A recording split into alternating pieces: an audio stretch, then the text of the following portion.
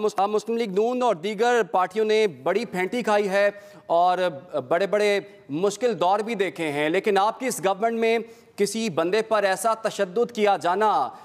कुछ नहीं सीखा मुस्लिम लीग नून और दीगर जमातों ने कि उनकी गवर्नमेंट में भी अब ऐसी चीज़ें होंगी? बिस्मिल्लाहिर्रहमानिर्रहीम। देखें, सूरत-ए-हाल ये है कि ये तो एक न्याज़ी साहब का प्रोपेगेंडा है कि मतलब है कि उस पर तशद्दुद किया जा रहा है। असल में तमाम मामलात की जो कड़ियाँ हैं वो इमरान अहमद न्याज़ी साहब की तरफ ही जा रही हैं और उन्होंने अब वो खुद चूँकि घबराहट का शिकार है और उस घबराहट में जो कि उनका एक तरीक़ा इंतशार और तरीक़ा सियासत है कि इस किस्म का प्रोपेगेंडा किया जाए मुल्क में कि जनाब वो शहबाज गिल के ऊपर बहुत ज़्यादा तशद्दुद किया गया है। देखें, उसका तो एक बड़ा सिंपल फॉर्म है, बसरा साहब भी उस बात की तायीद करेंगे कि वो जिस अदालत में उनका केस चल रहा है उधर एप्लीकेशन दें और उनका मेडिकल करवाएं। जो अभी तक मेडिकल रिपोर्ट्स आई हैं उनमें तो क्लियरली लिखा हुआ है कि उनके ऊपर किसी किस्म का तशद्दुद नहीं किया गया। एक्चुअली ये चाहते नहीं है कि वो रिमांड के ऊपर उनकी इन्वेस्टिगेशन जाए, उनसे वो डॉक्यूमेंट्स और वो चीज़ें बरामद की जाए। ये सिलसिला उसी फॉरेन फंडिंग केस से मिलता है जो बाहर से खुफिया अकाउंट्स के ज़रिए पैसा पाकिस्तान में लाया गया।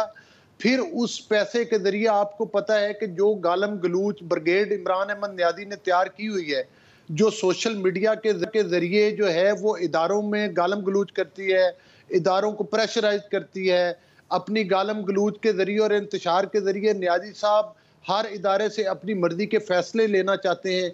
ये लोग हमें भाषण ना दें जो शादी की तकारीब में जाकर सहाफ़ियों को थप्पड़ मारते हैं, जिनके दौर के अंदर सहाफ़ियों के ऊपर गोलियां चलाई गई, उनको गोलियां मारी गई, जिनके अंदर जो है वो तो मीडिया को कैद करने के लिए। कि अगर शहबाज गिल साहब बिल्कुल ठीक थे तो फिर अदालत की तरफ से फिर ये क्यों कहा गया कि जी उन्हें पेम्स में मुंतकिल कर दिया जाए, उनके टेस्ट करवाए जाए? तो आपको क्या लगता है कि अगर वो ठीक थे तो फिर अस्पताल में फिर कैसे दाखिल हो गए?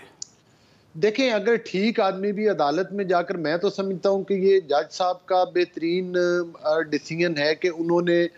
उनको हॉस्पिटल में भेजा ताकि जो ये खान साहब जो हैं और जो शहबाज गिल साहब जो अपनी तबीयत के बारे में बता रहे हैं, यहाँ पर कोई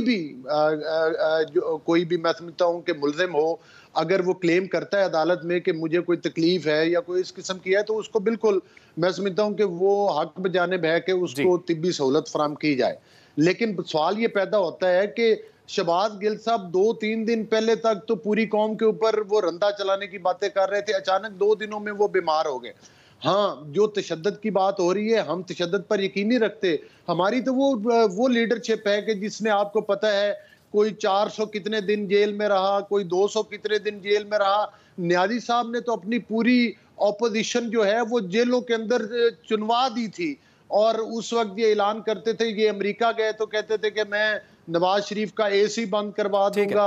अजीतें दी। मुझे ये बताएं कि राना सनाउल्लाह साहब के खिलाफ जिस किस्म का केस बनाया गया और जिस तरह से उनको मौत की काल कोठड़ियों के अंदर और कैदी बना के रखा गया, कौन सी हमारी लीडरशिप है जिसको इन्होंने टॉर्चर नहीं किया? ठीक हो गया, इसके बावजूद मैं अपनी बात को समेट रहा हूं, इसके बावजूद मैं ये कहता हूं कि अगर शहबाज गिल साहब ये समझते हैं कि उनकी तबीयत खराब है या उन पर तशद्दुद हुआ है, तो मेडिकल रिपोर्ट सामने आ जाएगी, कोई बोर्ड बना, नया बोर्ड बना दे, हम इनको ऑफर करते हैं। तशद्दुद नहीं किया गया, असल में ये वो हकायक छुपाना चाहते हैं जो इन्होंने अपने काले करतूत किए हैं, जिसके जरिए